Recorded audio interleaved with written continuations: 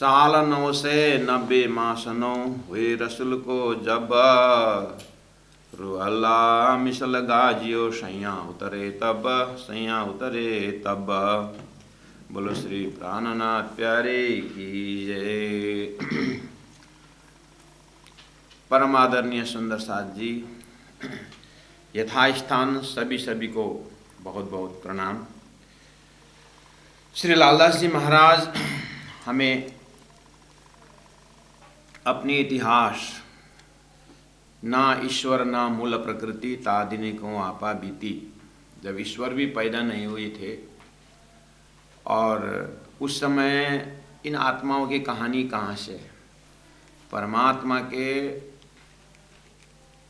आनंद का सदस्य, जब से सागर तब से लहर, जब से सूर्य तब से किरण, ऐसे ही जैसे जब से परमात्मा के अस्तित्व है तब से ही आत्मा के अस्तित्व है, वो जानकारी दे रहे हैं। हमने वितक के माध्यम से 14 सूत्रों को हमने उच्चारण किया था, सुंदर साथ को पता होगा। एक तो महाकारण सूत्र,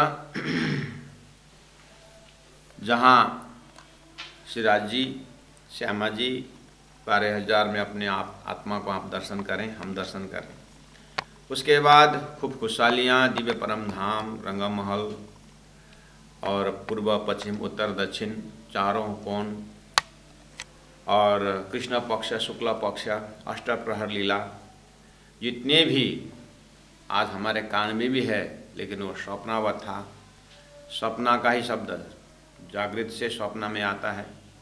उसी तरह हम स्वप्न में भूले हुए थे। यहाँ की अष्टप्रहर में सुबह से शाम तक शरीर संसार व्यवहार में कर रहे थे, और हम शुक्ल पक्ष कृष्ण पक्ष करके यहाँ तिथि मिथि देख रहे थे, और ये भी आया तो दिव्य परम धाम से था।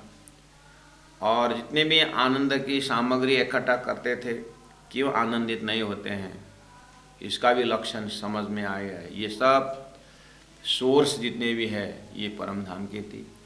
तो दिव्य परम धाम को छोड़ करके ब्रह्मात्माएं हम अपने आप को यहाँ पा रहे हैं, और एक प्रकार के यहाँ पर सब सामग्रियों को, सब संबंधियों को इकट्ठा करते हुए भी हमारे अंदर एक अतृप्त ही रहता है। जितना भी सामग्री इकट्ठा करो कभी खुशी नहीं देते हैं, और जितने भी संबंधी को खुशी नहीं देते हैं। ऐसा क्यों? तो ये एक्चुअली ये सब खोजी जो है आत्मा की रही, ये हमें पता चलते जा गया है। तो लालदास जी महाराज हमारी उस स्थिति को वितक के माध्यम से जानकारी दे रहे हैं कि महाकारण सूत्र, उसके बाद कारण सूत्र में हमें राज्य ने ही अक्षर ब्रह्म का एक अस्तित्व की जानकारी दी, और ये जो आपस में देखा देख होने का जो कारण सूत्र भी देखा। उसके बाद ये सब कारण सूत्र में प्रेम संवाद सब आया, तो अब मोहदल सूत्र, अक्षर के समय का, परमधाम के समय का, वही 4:30 के घड़ी में अक्षर ब्रह्म जब नारायण बनते हैं तो मोहदल शुरू हुआ। उस मोहदल रूपी बड़ा स्टेज में बहुत समय बीता सपना के हिसाब से, लेकिन परमधाम से ब्रह्मात्मा को अब उस स्टेज, उस सृष्टि रूपी स्टेज में एक छोटा सा स्टेज बनाए ब्रजमंडल। तो ब्रजमंडल सूत्र, उसके बाद 11 वर्ष 52 दिन के बाद फिर रासमंडल सूत्र, और रास रमते रमते अंतर्ध्यान हुए, अंतर्ध्यान सूत्र। अंतर्ध्यान तो हुए लेकिन अक्षर ब्रह्म अक्षरधाम में जग गए, और जगने के बाद उनको परमधाम की कैसी लीला होती है उसका थोड़ा सा खुशबू मिला। और जैसे उन्होंने अपने बुद्धि में अखंड की, तो उनके मन में अव्याकृत में होते हुए शास्त्र तक वो रास का आनंद का संचार हुआ। और इस तरह से अंतर्ध्यान सूत्र, एक सूत्र जो था रास अंतर्ध्यान सूत्र, अंतर्ध्यान में बहुत बड़ी कड़ी है। और उसके बाद जैसे ही वो पूरा होता है रास, तो ब्रह्म आत्माएं तंद्रावस्था में, और अक्षर शक्ति जो पूरा ज्ञान का शक्ति है, राज्य का जोश लेकर के फिर आरत के भूमि में, जिसको तीसरा दिन कहा गया है। इस तरह से अब श्री कृष्ण लीला पूरा हो जाती है। कहने का मतलब वेद ऋचाओं की लीला भी हो जाती है। वेद ऋचाओं की लीला में फिर प्रतिबिंब रास लीला। तो यहाँ पर जैसे आपको अंतर्धान लीला के बाद प्रतिबिंब लीला एक सूत्र है, तो प्रतिबिंब लीला का जो सूत्र है उसमें वेद ऋचाओं ने तदोगत रास रमाए, क्योंकि अब ये रास में 14 लोक में इसका ये देना है। अभी तक जीव ने बहुत बहुत परमात्मा प्रेम स्वरूप है करके साधना करके आए हैं, तो परमात्मा प्रेम स्वरूप कैसे हैं, तो रासलीला से जीव को अनुभव करवाया वेद ऋचाओं के माध्यम से। उसके बाद 11 वर्ष 52 दिन के रात्रि में सारा कार्य हुआ, तो 53 दिन में अब 7 दिन गोकुल, 4 दिन मथुरा, और मथुरा का लीला पूरा करने के बाद सांदीपनि में 64 दिन 64 विद्या। उसके बाद अब चतुर्भुज लीला प्रारंभ हो गया है, द्वारिका स्थापित। उसके बाद परमात्मा श्री कृष्ण का यह लीला पूरा करके द्वापर खत्म। अब जैसे द्वापर खत्म हुआ तो कलयुग प्रारंभ हुआ। कलयुग प्रारंभ हुआ 4660 वर्ष बाद में। परम धाम में जो 15 अवस्था में ब्रह्मात्माओं को खेल देखना और बाकी है, राजी जानते हैं, तो राजी की आज्ञा से फिर ब्रह्मात्मा सुरता खेल तरफ उन्मुख होती है। अभी भी वही चल रहा है। तो जैसे ही 11 वर्ष जैसे ही श्री कृष्ण की लीला खत्म, कलयुग शुरू, तो 3660 वर्ष बाद मोहम्मद साहब को इस संसार में आगमन, और उनके 1000 साल बाद उन जाने का 1000 साल बाद सदगुरु महाराज का आगमन। इसीलिए यहाँ पर लालदास जी महाराज ने थोड़ा नज़दीक का एड्रेस दिया कि मोहम्मद साहब ने जिन्होंने परमधाम की बहुत सारी बातें लक्षण रख करके गए, तो राज्य का एक स्पेशल शक्ति ने वो काम हुआ, क्योंकि ब्रह्मात्मा अब आ रहे हैं। वो तो 4036 वर्ण में आएंगे, कहाँ से कहाँ पहुँचेंगे, कौन कौन शास्त्र का सहारा लेकर के जगाना होता है। इसलिए पहले से ही 2 धारा तो थी ही, आर्य अनार्य, वेद कहते दिन रात, ऐसा पेयर ऑफ अपोजिट का ये खेल तो था ही। और होते हुए अब उनमें भी ब्रह्मात्माओं का संकेत मिल सकता है, इसीलिए शास्त्र रखने के लिए आए। जिस तरह से वैदिक शास्त्र है, ऐसे कतेब शास्त्र भी है। तो अब 4था दिन लालदास जी महाराज कहते हैं कि ये 3रा दिन तक की बात वेद भागवत कुरान में मिलता ही है, पर अब ये जो 4था दिन का जो सदगुरु श्री देवचंद्र जी महाराज का आगमन जो है, यह कथा बहुत है विस्तार नहीं सुमार, पर 4थे दिन की सैया करो विचार। ये 4था दिन कलयुग के हिसाब से 28वां कलयुग, और अवतार में बुद्ध अवतार, कल के अवतार। कुरान के भी रूह अल्लाह मेरे पीछे कोई न आवश्य, एक रूह अल्लाह आवश्य, वही इमाम कहलाओ से। मोहम्मद साहब ने एकदम कैप्सूल रूप में कहा कि अब मेरे पीछे कोई नहीं आएंगे, एक रूह अल्लाह आएंगे और वही इमाम कहलाएंगे। इस तरह से उनका भी भविष्यवाणी पूरा करना है। तो ठीक रूह अल्लाह के स्वरूप में सदगुरु महाराज अब आगमन है। हिंदू शास्त्र हिसाब से एकदम बुद्ध अवतार के आगमन है, और तारतम के हिसाब से श्याम जी अवतार, राधा जी होते हुए यहाँ अभी श्याम जी अवतार यहाँ सदगुरु में प्रकट होने जा रहे हैं।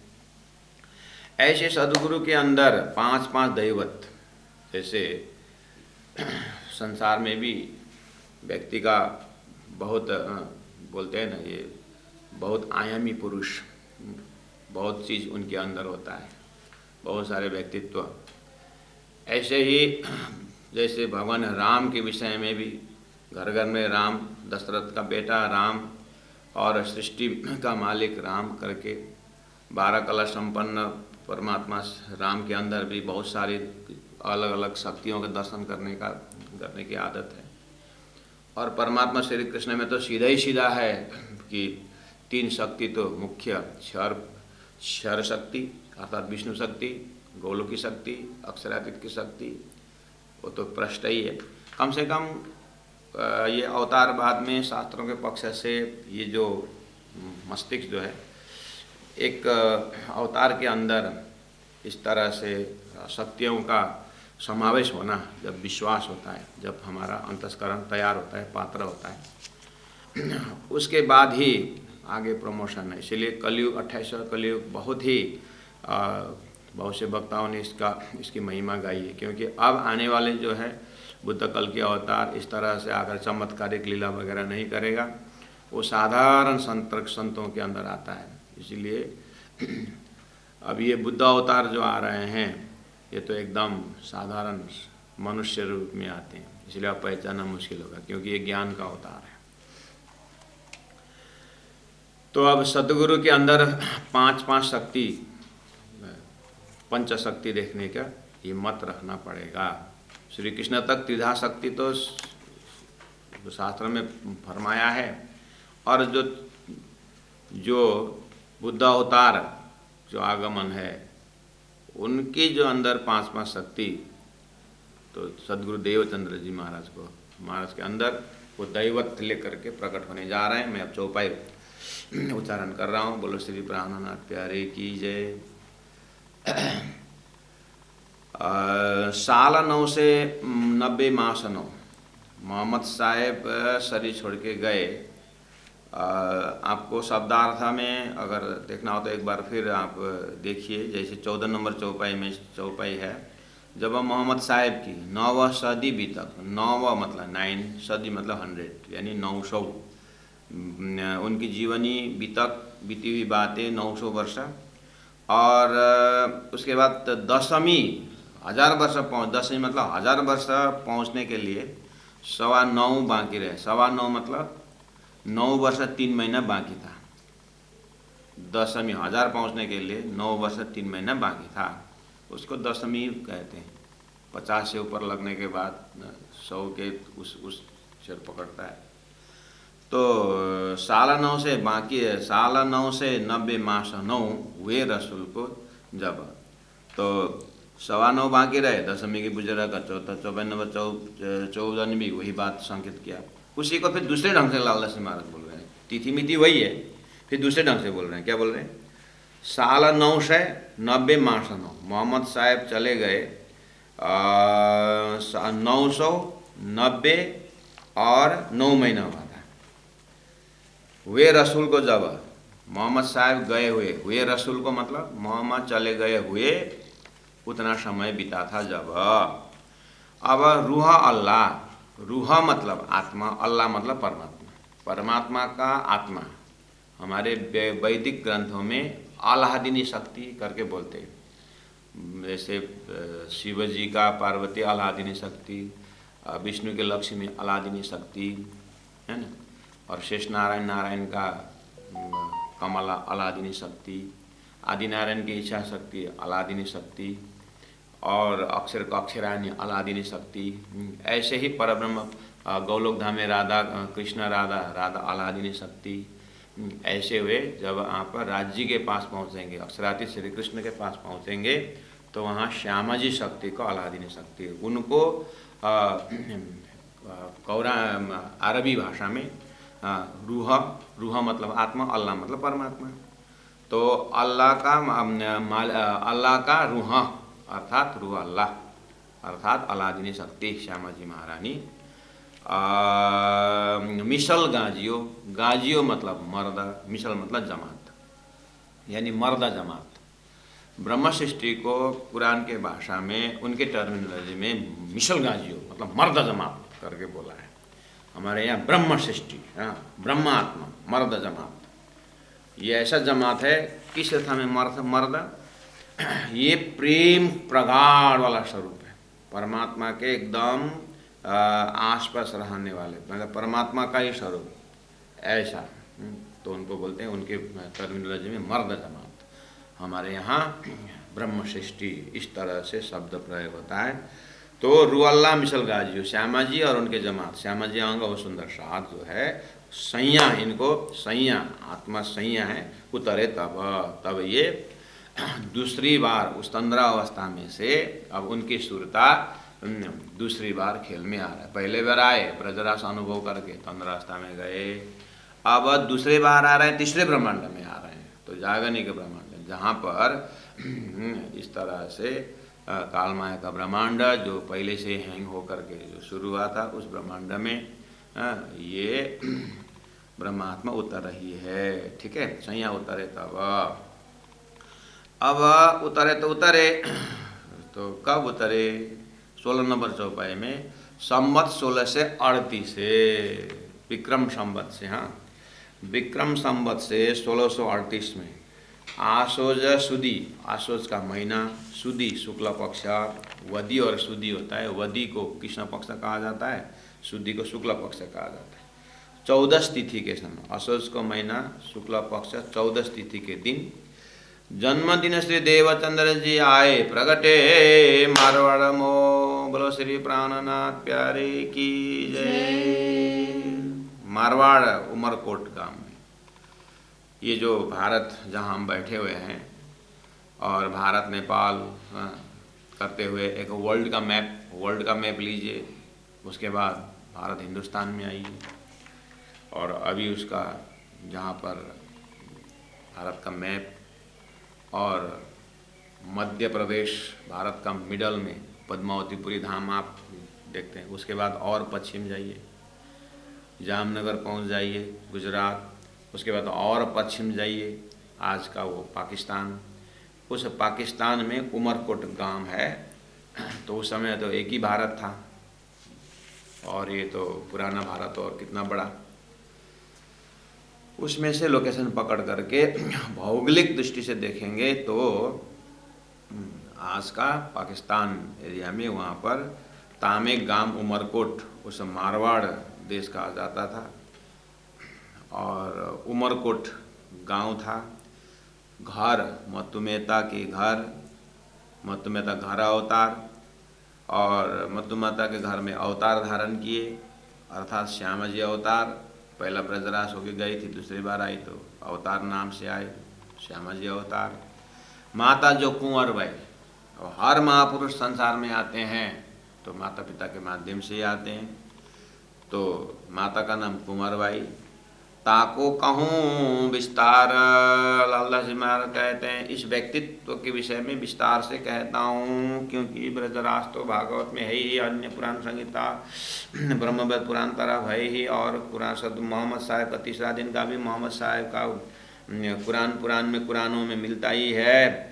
अब ये परमधाम से आई जो ब्रह्मात्माओं को दूसरी बार जब आ रही है तो लीडर है, शुरू अल्लाह श्यामा जी महारानी का अवतारण है। तो ये सदगुरु महाराज के जीवनी को मैं अब विस्तार से कहता हूँ करके लालदास जी महाराज कह रहे हैं। लालदास जी महाराज कहने का मतलब है कि सदगुरु प्राण जी महाप्रभु का ही ये भाव है कि अब मैं चौथा दिन का भी तक कहता हूँ। प्राणा जी का अंदर जो है श्री राजी महाराज को हृदय में आप मूल मिला में देखेंगे तो राजी महाराज का अंतस्करण बोल रहा है, मैंने ब्रज में जो जाकर लीला की वो तो मैंने भागवत में रख ही दिया है, व्यास जी के माध्यम से, सुखदेव के माध्यम से। और जब मेरा जो आरब में जा कर के मैंने जो भी मेरा प्रत्यक्ष जो है मोहम्मद को दर्शाया और मोहम्मद के माध्यम से भी मैंने एकदम ठोस ठोस विषय रख दिया ही है। अब मैं चौथा स्वरूप में होकर के मैंने जो लीला की है और जिस स्वरूप में मैंने जाकर के ब्रह्मात्माओं को पूरी तरह उनका घोर नीत का आनंद, स्वप्न का आनंद, परम धाम के सब दर्शाने के लिए मैंने तारतम महामंत्र ले जा करके मैं जहाँ जाके बैठ के काम किया, उस स्वरूप को मुझे बताना है, मेरा परिचय देना है उन आत्माओं को कि मैं कहाँ कहाँ होकर के किस तरह से तुम्हारे पास पहुँचा। तो माध्यम बनाया देवचंद्र जी महाराज उमरकोट। और तो राजी महाराज को के हृदय में आप जाएंगे तो राजी महाराज जी अपनी सारी वितक बता रहे हैं कि परमधाम से लेकर के, ठीक है। तो ये वाली बात लालदास जी महाराज के चौपाई में हमें दर्शन हो रहा है। तो आप इस तरह से विशाल रूप से आप देखिएगा कि अपने पूरी तरह एक बालक धरती में आता है तो उसको कुछ पता नहीं चलता, आँख बंद होकर के आया और अब ये जिस कमरे में ये पैदा हुआ वो कितने बाई कितना का बालक को क्या मालूम। लेकिन माता पिता को सब मालूम रहता है, ये कैसे कुल में आया है, ये कौन से गोत्र में आया, किस पल में आया, बालक को कुछ नहीं पता। उसको खाली आने का काम परमात्मा ने पहुंचा दिया। अब उसके अंदर जाकर के देखेंगे तो कौन जाति में आया, कौन लिंग में आया, कौन गोत्र में आया, कहाँ आया, कितने बाय कितने के घर में आया, कौन सा घर में आया, उसका माँ बाप का नाम क्या है, हैं? एक बार आप बालक को देखिए तो ये बच्चा को देखे धरती में आते ही हैं? उसको कैसे बैठना है, क्या करना है, कुछ पता नहीं है, बस वो आया, बस इतना ही है। और आगे पीछे भविष्य में क्या है कैसा कुछ नहीं पता है। ऐसे आप परमात्मा के सामने आत्मा की यही दशा है। परमात्मा के सामने, जैसे माता पिता के सामने वो बच्चा की बात बोल रहा हूँ, माता पिता उस बच्चा के कंपैरिजन में माता पिता के दिमाग में देखिए, घर का मालूम है, अपने जात मालूम है, अपने बाप दादा का नाम मालूम है, और उस घर का लंबा चौड़ाई मालूम है, घर का कितना फ्लोर है वो मालूम है, इर्द गिर्द कैसा मौसम आ रहा है उनको मालूम है। तो एक बच्चा जैसे धरती में आया और माता पिता के दिल दिमाग में घुस के देखिए कितना ज्ञान का भंडार है, आगे पीछे सब जानते हैं। और बच्चा थोड़ा बड़ा भी होता है तो उसको लक्षण से पता चलता है कि ये कैसा कैसा है, कितनी सारी बातें इस बच्चा के सामने माँ बाप का है। ऐसे आत्मा धरती में, आत्मा यहाँ पर एक बच्चा आत्मा देवचंद्र जी महाराज आ रहे हैं, और ऐसे ही सभी संतों का आगमन इस तरह होता है। तो संपूर्ण आत्मा की दशा से जैसे देखेंगे तो धरती में ऐसे ही परमात्मा के सामने ये आत्माएं आती तो है, लेकिन कितना ज्ञान लेके आती है कि कितने हैं, कहाँ हैं, कुछ मालूम नहीं है। ऐसे अंधा अधुंधा जीव जो है धरती में विचर रहा है। आगे पीछे 84 लाख क्या है कैसा, ये सब अब जानकारी वेदों ने दिया, वेदों के माध्यम से परमात्मा ही दे रहे हैं, और संतों के माध्यम से किसी को 14 लोक के आइडिया दिया और ब्रह्मा विष्णु महेश के आइडिया दिया। इस तरह से जैसे बच्चा बड़ा होता जाता है, अपने परिवार को पहचानता है, अपना घर को पहचानता है, फिर पड़ोसी को पहचानता है, करते करते वो एक दिन एक देश का राष्ट्रपति बनेगा। तो आज की तिथि में राष्ट्रपति बने, पूरा देश विदेश में वो जाना जाता है, उनको भी जाना जाता है और वो भी जानते हैं। ऐसे ही ये आत्मा विकास के क्रम में, परमात्मा के क्रम में भी जैसे राष्ट्रपति बनते हैं, ऐसे ही पराकाष्ठ तारतम ज्ञान धरती में इन्हीं स्वरूप से आता है। तो तारतम स्वरूप के सामने में देखा जाए तो आज हम तारतम के विषय में जानते हैं उन्हीं सतगुरु की कृपा से। तो जैसे बच्चा का आगमन में माता पिता के हृदय में आपने घुस के देखा, प्रवेश करके देखा कितना ज्ञान है, ऐसे आप अभी इन्हीं सतगुरु के मेहनत से परमधाम पता लग गया, और अपने परात्म को देखते हुए अक्षर के एक्टिविटी से लेकर के सारी सृष्टि को हम अपने मस्तिष्क में रख पाए। तो अब क्या हमारा ये फर्ज नहीं रहता है कि जिनके माध्यम से ऐसा ज्ञान का उदय हुआ तो हम श्रद्धा और भाव से उनके तपस्या के प्रति और उन्होंने दिखाया हुआ मार्गदर्शन, या उनको परमात्मा ने किस तरह से मार्गदर्शन दिया, कैसे ये पात्र रहे जो इसने अखंड धाम का ज्ञान इनके अंदर प्रवेश हुआ, तो थोड़ा सा हृदय द्रवित करके कोमल चित्त करके इनकी जीवनी, इनकी वितक हम श्रवण करें। ये तो अभी तो परमात्मा का मेहर से, कृपा से हमें जानकारी मिली, लेकिन जो नया दिमाग है, अपने आप को नया फ्रेश इस धरती में रख करके देखेंगे तो हमें कुछ नहीं मालूम है। इस तरह से बैठेंगे तो देवचंद्र जी महाराज की को लाला सिंह महाराज किस तरह से प्रस्तुत करते हैं उसको यहाँ पर लाला सिंह महाराज शब्दों में फिर बोलते जाएंगे, देखते जाएंगे। संवत 1638 से असो सुदी 14 को जन्म श्री देवचंद्र जी आए प्रगटे मारवाड़मो तामे गाम उमरकोट मत में घर अवतार माता जो कुंवर वै ताको कहूँ विस्तार। जब जन्मे मारवाड़ में, घर अति आनंद नर नार, घर में बहुत आनंद उत्सव हुआ। यह बधाई ब्रह्मांड में त्रिगुण समेत विस्तार। आप प्यारे सुंदर साथ जी,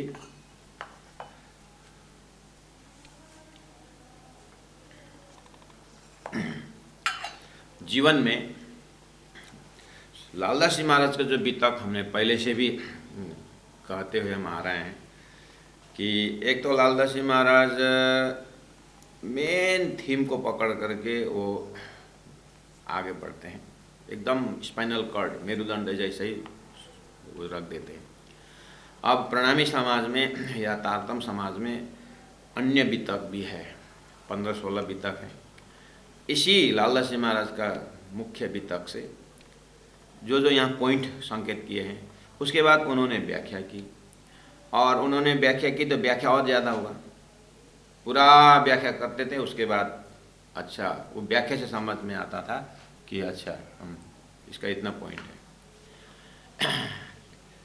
और लालदास जी महाराज जिनको बीतक सुना रहे हैं, वो सुनने वाले जो है ना, महामती प्राणनाथ जी के साथ में चलने वाले हैं। और लालदास जी महाराज जिस तरह से सुना रहे हैं, वो प्राणनाथ जी महाप्रभु सदगुरु के बीतक वो सुनाते थे। तो सदगुरु ने, प्राणनाथ जी ने सुनाया जैसे उन लोगों को महसूस होता था। लालदास जी महाराज के मुखारबिंद से जब सुनाते थे। और लालदास जी महाराज के अंदर, मतलब जो प्राणनाथ जी जो सुना रहे हैं सदगुरु के बीतक, और प्राणनाथ जी तो जब सदगुरु महाराज 49 साल के हुए थे, सदगुरु महाराज 49 वर्ष के हुए, तो प्राणनाथ जी महाप्रभु पहुंचे सदगुरु के साथ।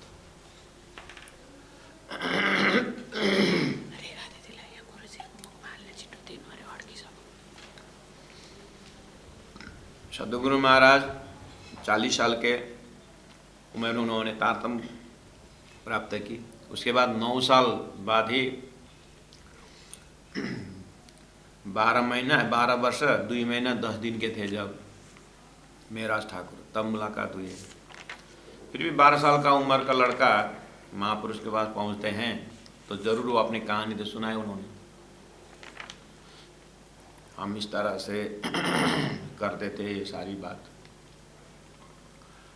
और गुरुजी मंगलदास जी भी अपने जीवनी किस तरह से वो जैसे जब से होश संभाले तब से जो अनुभव, और उनको उनके पिताजी अपने कहानी सुनाते थे कि हम मेलवोटे में किस तरह से थे।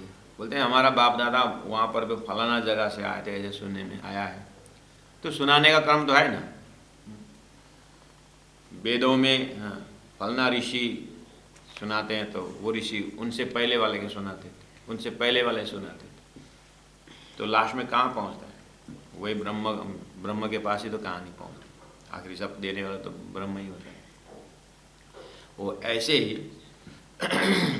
सदगुरु देवचंद्र जी महाराज अपने घर, अपने गांव, सब अपने तत्कालीन भक्तों को साथों सुनाते थे,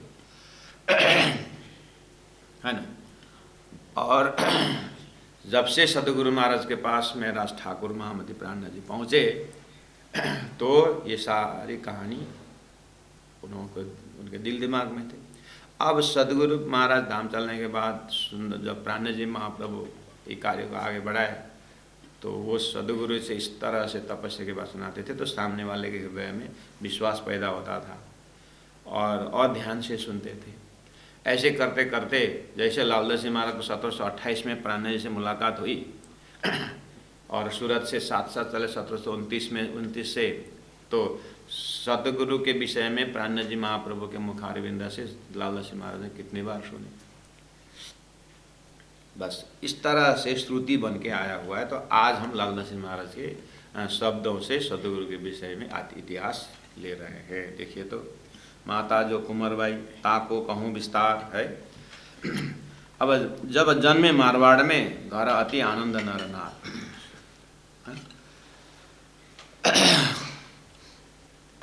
अब यहाँ हम जो श्रवण कर रहे हैं, लालदास जी महाराज को तो बहुत सारा काम है और इतना बड़ा या दार्शनिक पक्ष भी दर्शाना है, या सामाजिक परिस्थिति भी दर्शाना है।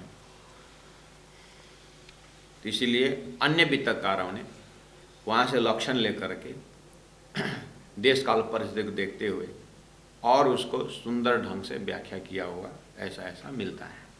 और आज हमारी स्थिति भी वो 16 अगर वित्तक है तो आप अपने आप 17वां वित्तक लिखने के लिए तैयार रहिए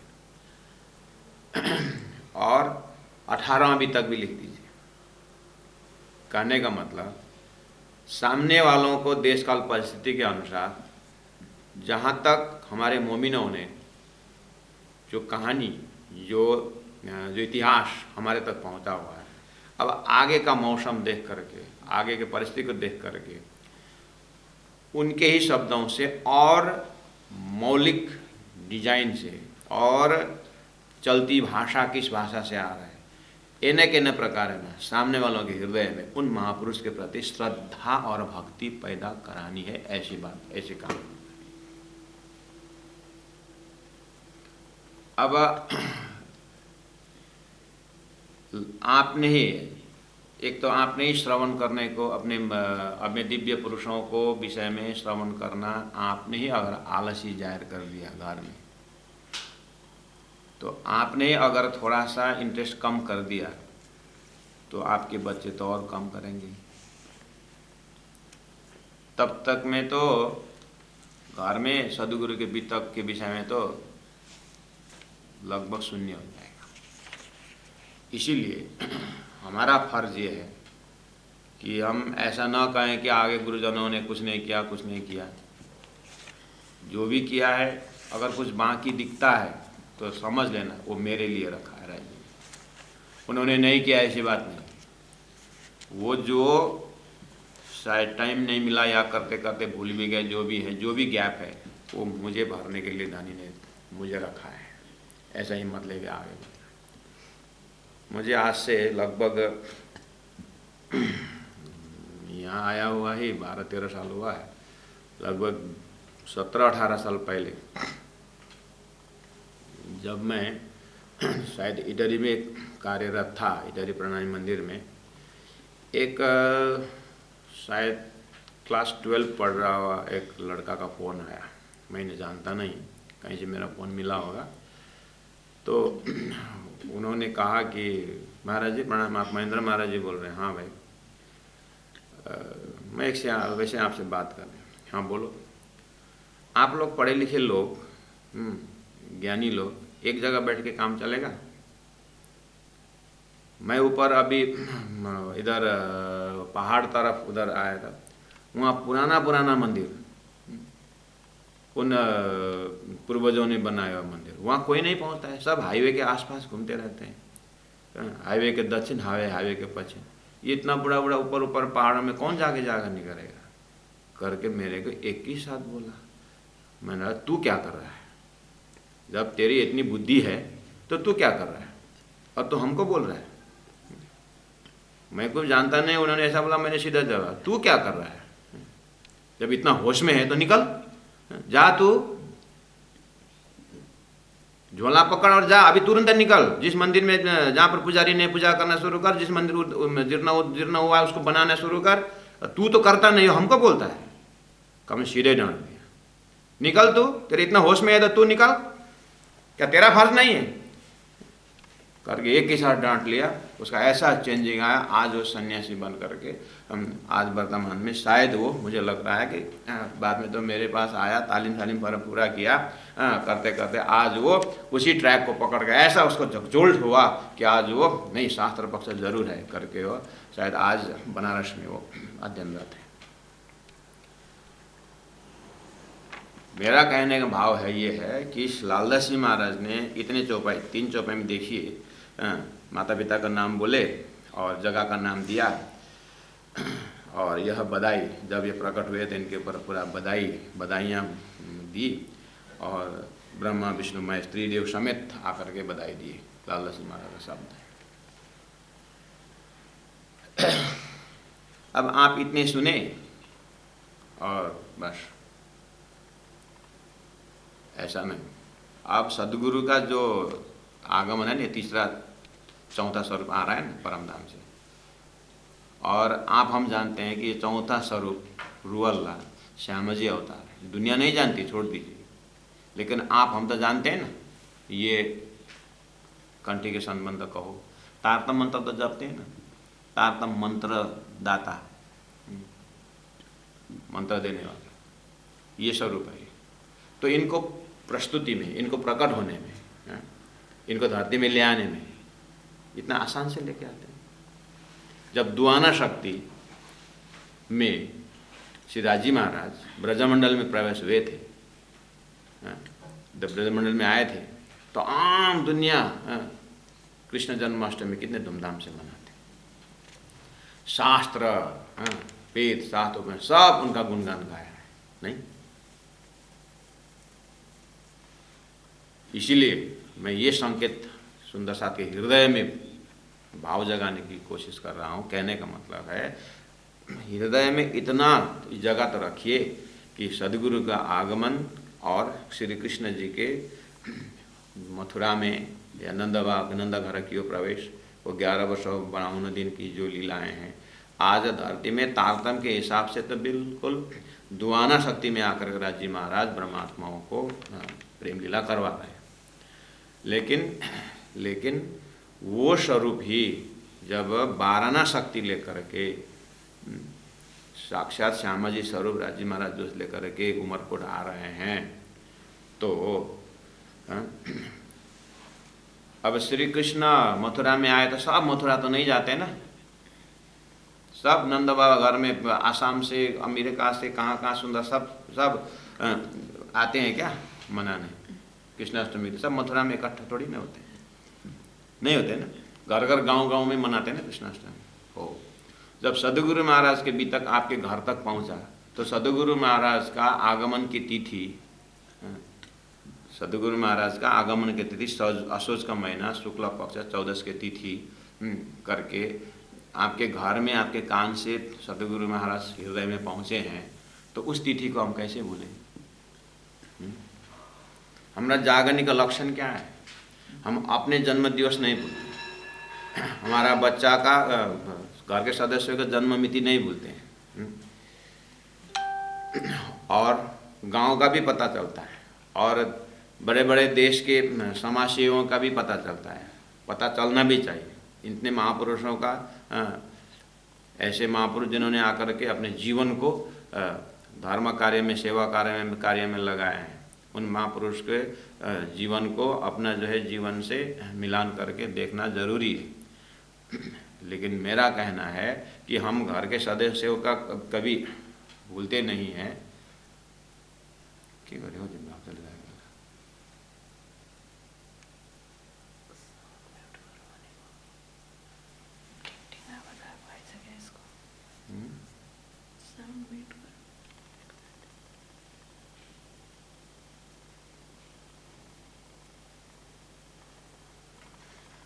एकदम बागमती थी चाहिए।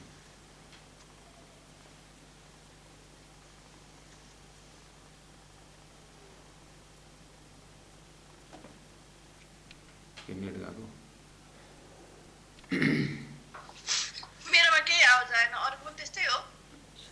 बोलो श्री प्राणनाथ प्यारे की जय। अभी आवाज आई पूर्णिमा? यहाँ पनि त्यस्तै छ, गुरुजीकोतिर नेटवर्क गयो जस्तो छ। महाराजी हजुरको पनि छ नि। सदगुरु महाराज की जय, कृष्ण कन्हैया लाल की जय। आवाज आ रही कि नहीं आ रही है अभी? तो फिर सब अपना अपना उसको म्यूट को, मोबाइल को म्यूट रखिएगा। हम बोल रहे हैं। प्रसंग ये चला रहा हूँ कि लालदासी महाराज के बीतक में सदगुरु का प्राकटीकरण को कम शब्द है। अब आपको आज के तिथि में हमने जैसे तैसे होकर के सदगुरु के विषय में जानते हैं। अब हृदय में ये भी है भाव, अब हम उसी हृदय को इतना विशाल बनाना है, इतना महान बनाना है उसका हम उदाहरण ले रहे हैं कि महापुरुषों का जीवनी हम जन्म हम मनाते हैं। ये मनाने में बहुत सारा कारण है। जैसे हमारे अभी भारत में यूपी सरकार में, जो यूपी में जो सरकार है आदित्यनाथ योगी जी, उन्होंने स्कूल के एजुकेशन में एक रूल रख दिया कि जैसे महात्मा गांधी का अक्टूबर 2 तारीख मनाते हैं तो उसमें एक नेशनल हॉलीडे है, तो नेशनल हॉलीडे में बस महात्मा गांधी का आज हॉलीडे है करके सब विद्यार्थी घर में बैठते हैं। यही तो चल रहा है, महापुरुष के holiday, Krishnashtami holiday, Ramnavami holiday है। तो उन्होंने, सरकार ने क्या किया इस बार अभी से कि अक्टूबर के दिन, अक्टूबर 2 तारीख महात्मा गांधी के जीवनी के विषय में स्कूल तो छुट्टी है, लेकिन उस दिन सब विद्यार्थी टीचर को एकदम उस दिन तो कंपलसरी स्कूल आना ही है। आकर के वह सभी टीचरों को अपने अपने क्लास में महात्मा गांधी के जीवन का दार्शनिक पक्ष, महात्मा गांधी के जीवन या कोई भी सुभाष चंद्र बोस की जीवनी उनके जन्मतिथि में, तो ये जो भी तिथि साल भर में आता है जिनका महापुरुष का जन्म, जो भी इसमें छुट्टी मनाया जाता है, उस दिन स्कूल कंपलसरी कर दिए और कंपलसरी करके उनके जीवनी के विषय में जानकारी दें, उनके तपस्या के विषय में जानकारी दें। कितना अच्छा एक बहुत है, मतलब कहने का मतलब है उस छुट्टी उन महापुरुष के जन्म के दिन में घर में सदस्यों को, तो हम कृष्णाष्टमी मनाते हैं तो सभी दौड़ के मथुरा वृंदावन नहीं आते हैं, हम अपने अपने घर में रामनवमी कृष्णाष्टमी मनाते हैं। भगवान राम यहाँ कोई अयोध्या करके मतलब तो नहीं करते, इकट्ठा होते हैं। इसी तरह हम एज अ सुंदर साथ दिव्य परम धाम से हमारी आत्मा का संबंध है। तो राजी महाराज श्यामाजी अवतार जब सदगुरु महाराज आ रहे हैं तो अपने घर घर में जो जहाँ जहाँ बैठे हैं उस तिथि के दिन, जैसे कल का दिवस था, कल का जो दिवस था नवमी तिथि, सदगुरु और प्राणनाथ जी का मिलाप का दिन था, मिलाप का दिन था। तो जब मिलाप के दिन आए उनके उस दिन का महत्व हम गाएंगे तो चौपाई में तो, लेकिन हमें आगे पीछे हमें उस मिलाप का दिन का हमको पता है ना कितना महत्वपूर्ण है। ऐसे ऐसे सदगुरु महाराज के प्राकट्य के विषय में घर घर में हम जब मनाते हैं तो मेरा आप कहना है जिस तरह से हमारे जिस उत्साह और भाव से हम उन महापुरुषों के जीवनी जन्म मनाते हैं, अपने ही बच्चे के जन्म दिवस मनाते हैं, अपने सालगिरह डे मनाते हैं, बनाते हैं, तो ये धर्म का लक्षण में हमारा भाव सतगुरु के आगमन के प्रति कितना दिलचस्पी है और कितने हमारा झुकाव और लगाव है, ये हमारे कार्य से पता चलता है। अपने हृदय से पूछने का, आप बाहर ढंढारा पीटने की बात नहीं कर रहा हूँ मैं। तो जब हम होश में आते हैं तो घर में ही सदगुरु महाराज को भाव रख करके तस्वीर भी मिलता है, रख करके अब ये धूमधाम से मनाना चाहिए, मेरा कहना है ये। तभी हम उस लक्षण को पता चलता है। उस दिन सब घर सजा करके जब हम करेंगे, अपने बच्चों का तो उसमें तो करते ही हैं और अन्य अवतार के विषय में भी हम मनाते ही हैं। तो सदगुरु महाराज को भी जब धूमधाम से मनाएंगे, घर में भंडारा लगाएंगे, एक दो जने को बुलाएंगे, आज सदगुरु का जन्म दिवस मना रहे हैं, हम ही ना करें तो अड़ोसी पड़ोसी करेगा क्या। और इसी तरह हिंदू ही जन्म श्री कृष्ण न मनाए तो कि अन्य लोग मनाएंगे क्या। ऐसे ही प्रणामी सुंदर साथ जो परमधाम से आत्मा जो है उस भाव से सबको मनाते हुए, सबको जानते हुए जब सदगुरु की बारी आती है तो और धूमधाम से करना है, सबको करना है जितना हैसियत है, लेकिन उसके अनुपात में हम सदगुरु का आगमन का और धूमधाम से मनाना चाहिए घर में। और सभी बच्चों को सबको बोलना चाहिए कि आज सदगुरु का है तो थोड़ा जल्दी आना, आज सदगुरु के जन्म दिवस आरती करनी है, हाँ करके बच्चों को सदगुरु दिन भर बोलने से सदगुरु कौन है माँ करके बच्चे पूछना शुरू। तो हम ही 60% हमारा भाव है, उसको 70-80 करके हम न बढ़ा करके 40-30 करके वो श्रद्धा भक्ति, हम जितना जितना एजुकेशन बढ़ता जाता है, जितने जितने हमारे बुद्धि विकसित होते जाती है और अपने दो धरोहर सदगुरु प्राणनाथ जी परमधाम प्रति हमारा आस्था घटता गया, 30-40 आया तो बच्चे में कितना संस्कार जाता है, कैसे धर्म आगे बढ़ेगा, कैसे आनंद आगे फैलेगा, 15 से 14 भावन कैसे होगा। ये मैथमेटिकली हमें हिसाब करना चाहिए कि भाव का मैथमेटिक्स कि हम 60 में हैं, उसमें वहाँ तक संस्कार नहीं दिया, जैसे भी दिया तो हम अब 70% और आगे बढ़ना, 80% रोज डे बाय डे यही ग्रंथ आज हम क्लासेस कर रहे हैं, जो राज्य ने ये व्यवस्था कर दी है, यही श्रद्धा बढ़ाने के लिए। अगर सुसुप्ति हो गई श्रद्धा तो उसको और विकसित करने के लिए ये प्रोग्राम का आयोजन किया गया है। इसको प्रैक्टिकल रूप ये है। तो जब कितना आसान है प्रचार करना, धनी की श्रद्धा व्यक्त करना, कितना सामान वही है, चावल वही है, दूध वही है, हर रोज करते थे, बर्तन वही है, सब कुछ है। सदगुरु के दिन थोड़ा दूध 1 लीटर ज़्यादा मंगा करके खीर का भंडारा लगाएं, बच्चों को पता चले, अपने घर के सदस्य को पता चले। अगर पतिदेव तारतम्य में नहीं है, सदगुरु में नहीं जानते हैं, तो इतना बढ़िया भोजन प्रस्तुत करें, नए नए आइटम। आज क्या हो गया, क्या है यार, आज वो सदगुरु महाराज का प्रकटीकरण है, इसलिए प्रसाद बढ़िया बनाए, प्रसाद बनाए हैं। अच्छा, तो अगले साल याद करेगा, और वो तुम्हारा वो सदगुरु का वो कब है, उस दिन बहुत बढ़िया भोजन बनाती थी, हैं? कम भोजन के माध्यम से सदगुरु का नाम उच्चारण हो जाए। कुछ घर साफ सफाई करे उस दिन। आज क्या है, क्यों आज साफ सफाई चल रही है? दिवाली में साल में एक बार सफाई करते। सदगुरु के आगमन में, प्राणनाथ जी के आगमन में, गुरु जी मंगलदास जी के आगमन में, ऐसे ऐसे अपने गुरु जो तारतम जिनके कान से तारतम पहुंचा हुआ है, उनके आगमन के विषय में जब हम, अब सबका व्यक्तिगत जितने वो तो सबको पता नहीं है, कम से कम सदगुरु को तो पता नहीं पड़ेगा, सदगुरु आम का आगमन तो पता नहीं पड़ेगा। तो उस दिन मैं कहता हूँ कि बढ़िया से आइटम बनाएं, भोग लगाएं, भजन कीर्तन करें, कि इतना प्रेम भाव से करें कि जब जागृत आत्मा प्रेम भाव से ओत प्रोत लबालब भर जाते हैं, उसका असर सदस्यों में पड़ता है। इसीलिए जागनी का लक्षण इस तरह से। तो लालदास जी महाराज द्वारा उमरकोट में सदगुरु महाराज आ रहे हैं, ये शब्दों से मिल रहा है। तो अभी तो आपको मनाने के नहीं बोल रहा हूँ मैं, हम ऐसा रिजर्व अंदर रहें कि अब आगे आने वाले सदगुरु का जो प्रकटीकरण है अपने घर में धूमधाम से मनाएं। इर्द गिर्द 2-4 जने हैं तो उनसे बात सलाह करें कि इस तरह से हम, अब उनको जा करके सलाह करके हाँ 2-4 जन और हो गए तो हो जाएगा, ऐसा करके सलाह करना मत जाइए। आप अपने घर में तो बना सकते हैं ना, अपने कमरे को तो सजा सकते हैं, घर में अन्य सदस्य भी हम अपने जागने का लक्षण क्या है, तो अपने घर में तो धूमधाम से मनाएं।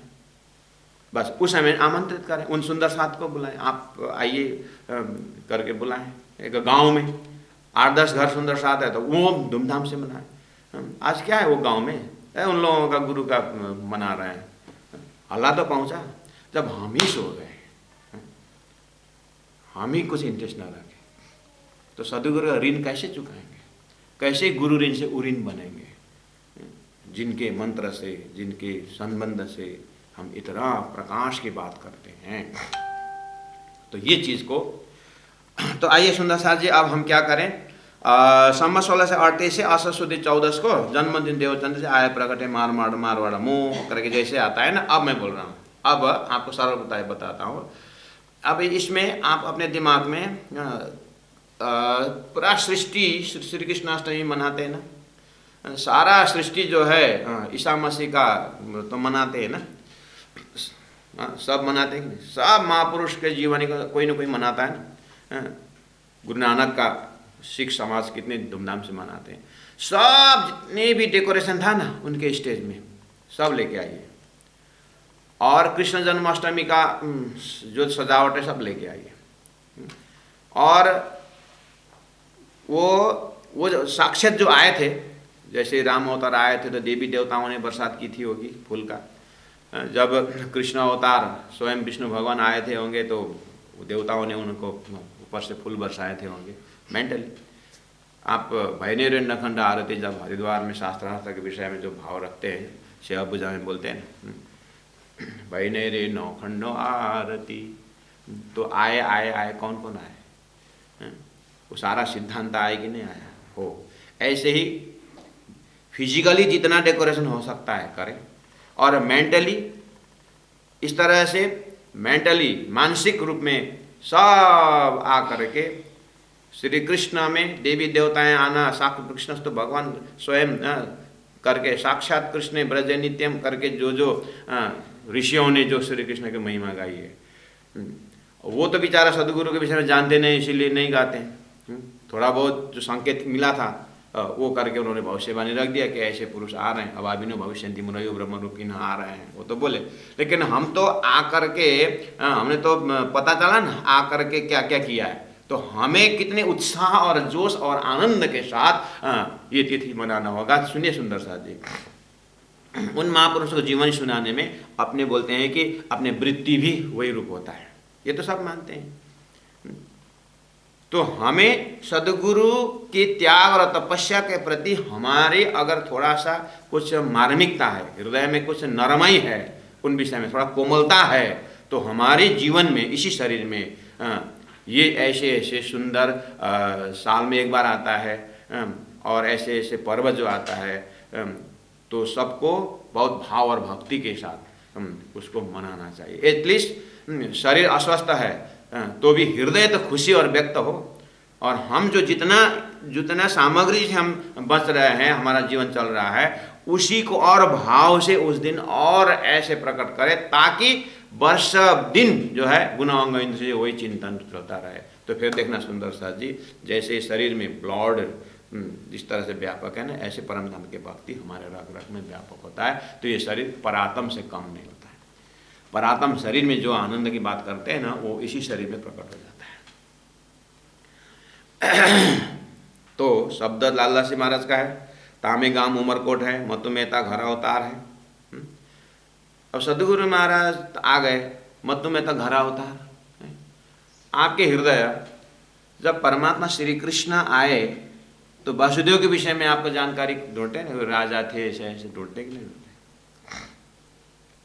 श्री कृष्ण नंद बाबा के घर पहुंचे, नंद बाबा के विषय में आपको क्या स्वभाव पता है? नंद बाबा कैसे थे? अब भागवत सुनते हैं, पढ़ते हैं, नंद बाबा, यशोदा मैया, यशोदा के कैरेक्टर के विषय में आप ऐसे ही यशोदा के गोद में परमात्मा ने प्रवेश किया, उनके गोद में पहुंचे। सब जिनका यश गाए वो यशोदा करके कितने सुंदर सुंदर शब्द से डेकोरेशन करते हैं। और जहाँ श्री कृष्ण मथुरा वृंदावन में जहाँ खेले, उस भूमि को कितना श्रद्धा भाव से सारी दुनिया देखती कि नहीं देखती। वृंदावन में परिक्रमा लगा करके है कि नहीं, हृदय में ऑटोमेटिक श्रद्धा है कि नहीं।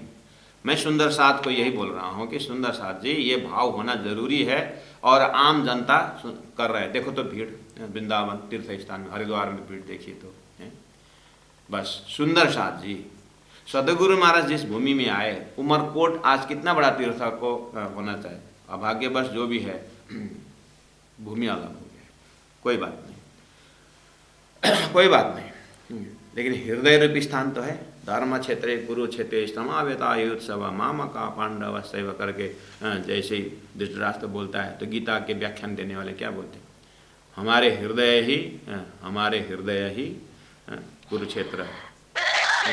यहाँ पर कौरव रूपी कुवृत्ति और पांडव रूपी सुवृत्ति हमारे हृदय में है करके अपने अंतःकरण में घटा करके सारा महाभारत का बेस रखते हैं। तो ये हृदय, जिस हृदय में सदगुरु के प्रति थोड़ा सा श्रद्धा मिला, ये हृदय, तो हृदय इतना प्रफुल्लित होकर के क्या हम उस उमरकोट को घर में उमरकोट नहीं बना सकते? उस मत्तु मेहता के विषय में जानकारी लेना ही जरूरत है कि नहीं? कुमार भाई के विषय में जानकारी लेना जरूरत है कि नहीं? महाराज किताब तो मिलता ही नहीं, किसी ने लिखा ही नहीं है, तो आपने अभी तक क्यों नहीं लिखे? सब आगे वालों के लिए सौंप दिया, हम अपने आप क्यों नहीं लिखे मत्तु मेहता की जीवनी के विषय में?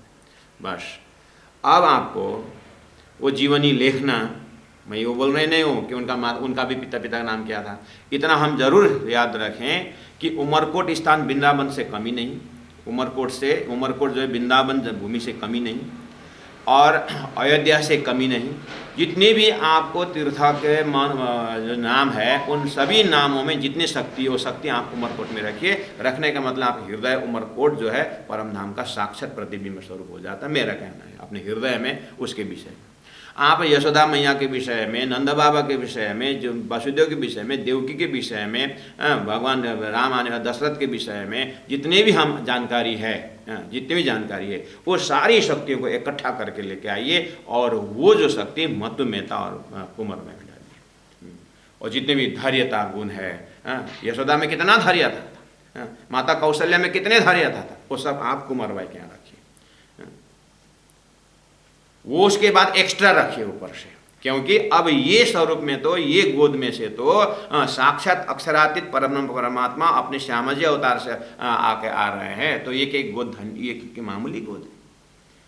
संसार के उत्तम जीवों में से आपका कितना श्रद्धा है, उत्तम जीवों में आपके कितना श्रद्धा है। वो कुंवर बाई के जीव, मधुमाता के जीव लाखों करोड़ों योनि पार करके तपस्या करते हुए, आपको जैसे दशरथ की बात करनी है और भगवान राम का जिस घर में आया करके दशरथ के पूर्व उनके भक्ति परंपरा कहाँ से उनके पूर्वजों को याद करते हैं। भागवत में family tree, Bhagwat family tree में कितने कितने को श्रद्धा की बात करते हैं। ऐसे ही तो वो तैयार नहीं हुआ होगा।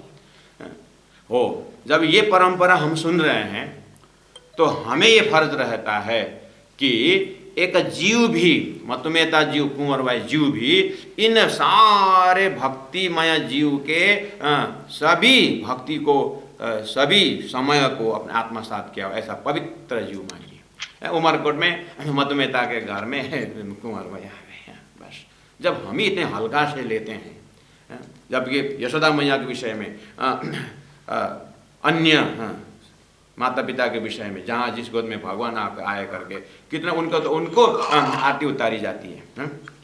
समझ में आई बात? तो हम हृदय में आत्मसात करें, अपने हृदय में हम सोचें कि कितना जगह बना के रखें हमने कितना जगह बना के रखे। समझे? ये मैं कमेंट नहीं कर रहा हूँ सुंदर सा जी। बी तक चौपाई आई ना, तो चौपाई में हम उस एंगल से देखें कि मधुमेता के विषय में। अब मैं बताऊं, मधुमेता ये राज व्यापारी थे। मधुमेता राज व्यापारी थे।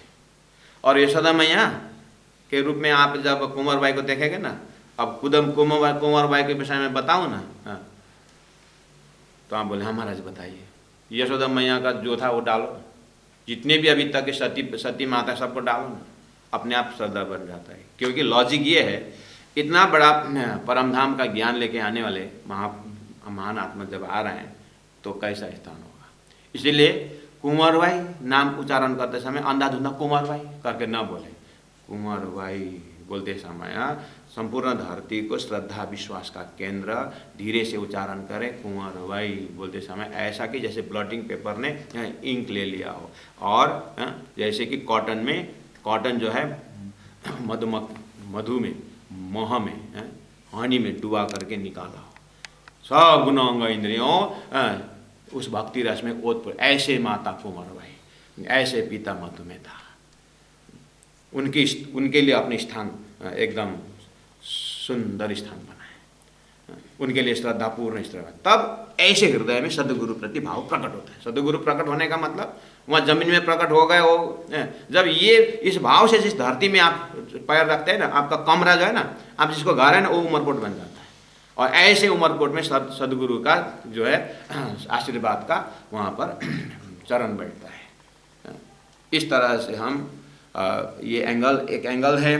तो बस आज सदगुरु का प्राकट्य होकर के हमने उमरकोट का महत्व और मधुमेता एक बैकग्राउंड, एक बेस जो है हम श्रद्धापूर्ण बनाने की कोशिश कर रहे हैं। हम अपने हृदय में सदगुरु को प्रकट करना है, भाव से प्रकट करना है, श्रद्धा के रूप में प्रकट करना है। इसलिए बात तो हमने अभी तक तो बहुत से सुने, लेकिन ये रिपीटेशन इसीलिए कर रहे हैं कि हम ये माया का है ना अंतस्करण, तो ये सब हो जानते जानते भी कभी कभी डिलीट हो जाता है, तो फिर उसको सुनते रहना पड़ेगा। इसलिए हमने आज प्रस्तुत किया। बोलो श्री प्राणनाथ प्यारे की जय। संवत 1638 संवत 1638 आश्वज सुदी 14 को जन्मदिन श्री देवचंद्र जी आए प्रगटे मारवाड़ मो आए प्रगटे मारवाड़ मो आए प्रगटे मारवाड़ मो की सदगुरु महाराज की जय। तीनों पुरी धाम की जय। गुरु जी 108 मंगलदास महाराज की प्रणाम। सुंदर सा